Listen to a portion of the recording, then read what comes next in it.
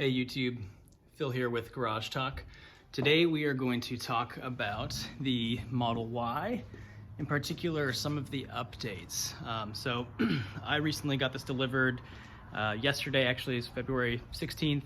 As I was waiting for delivery, I was frustrated at the lack of content about some of the updates that are happening in the US, in particular the center console changes, the heated steering wheel, and then also just updates in general to the build, the unibody, the improvements in the spatial gaps. So I want to walk you guys around, give you a quick tour of my Model Y, show you talk about the build quality. We'll look at the center console, and yeah, hopefully it answers all your guys' questions who are waiting for a delivery here in the US.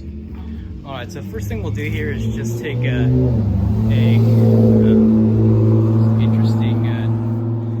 there.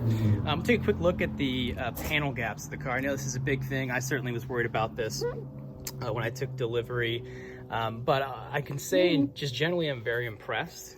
So the door gaps are symmetrical. They're within 2-3 centimeters, basically all the way around. The one area where I did have a little bit of gap actually was the frunk here. So I had part of the frunk that was sort of lifted above the bumper, and then on the other side it was the opposite, where the bumper was above the frunk. I thought that was going to be an issue, but if you actually open up the Tesla, and if anyone else is experiencing gaps with the frunk, let me show you what you can do with that. So let me come in here real quick and just pop the frunk. There we go.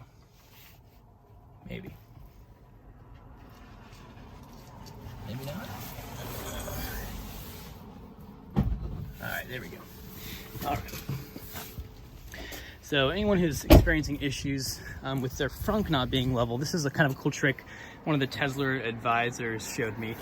These rubber stoppers here that support the frunk down here, these are actually adjustable. So what she did was she sort of unscrewed one side and then screwed it another side. As you can see, one of them is much more compressed here than the other one, which has been unscrewed, but that actually fixed it surprisingly well. So now I've got perfect alignment here. So for any of you guys dealing with that, give that a shot before you raise it to Tesla. Again, gaps on both sides, the quarter panel gaps here, up on the roof.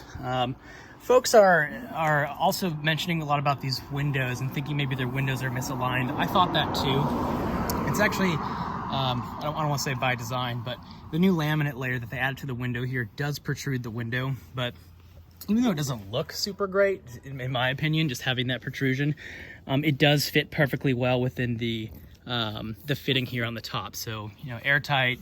I don't know if there's a fix for that. It probably made sense for them when they added that laminate layer to not change the rest of the vehicle, which I get.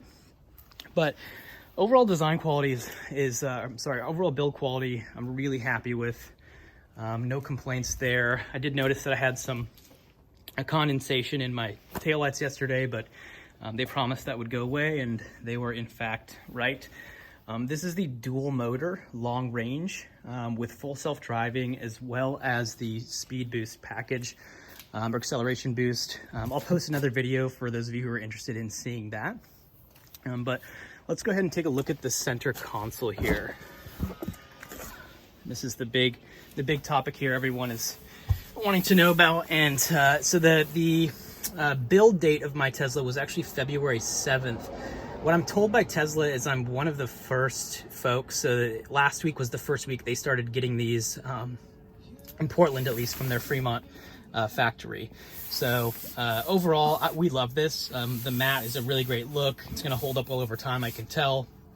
The experience of opening this with the slider is awesome. It feels very luxurious.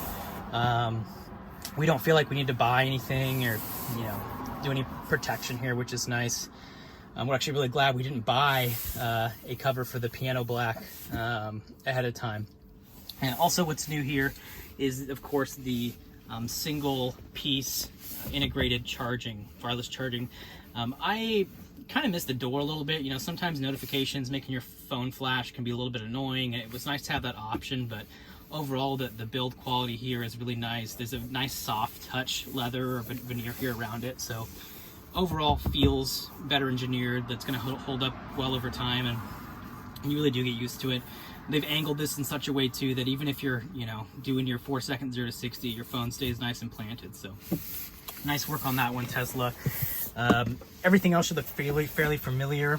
The sizing here of the armrest insert also seems to be the same. So if you're thinking about getting, you know, one of the accessories or the stash boxes here, I think that you'll be okay with what's on the market so far.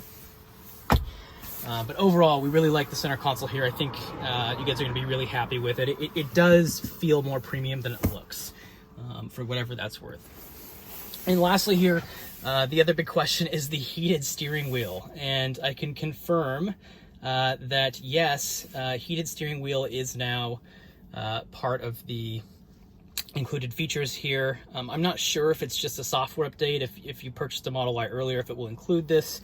But I can tell you we do have it, and it works really well. I mean, sweaty palms after like 15 minutes.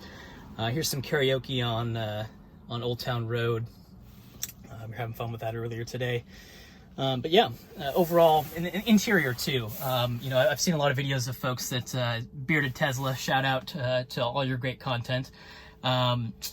We are not seeing a lot of the interior build quality issues that I've seen on other Teslas. Everything seems to be really tight and fitted, no rattles, no loose plastics.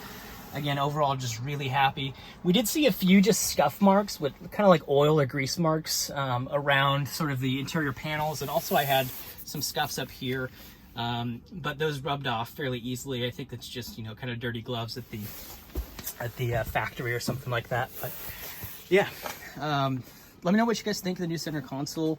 Leave a comment below. I'll answer any questions you have. If you'd like me to do other videos, I think I'll probably post one later today with the a review of the acceleration boost, if you guys are thinking about making that investment. And then also, we have a very early VIN as well for the Cybertruck. So if you guys are interested in seeing an early review of that, please subscribe, and I'll promise I'll be one of the first people to give you the official tour.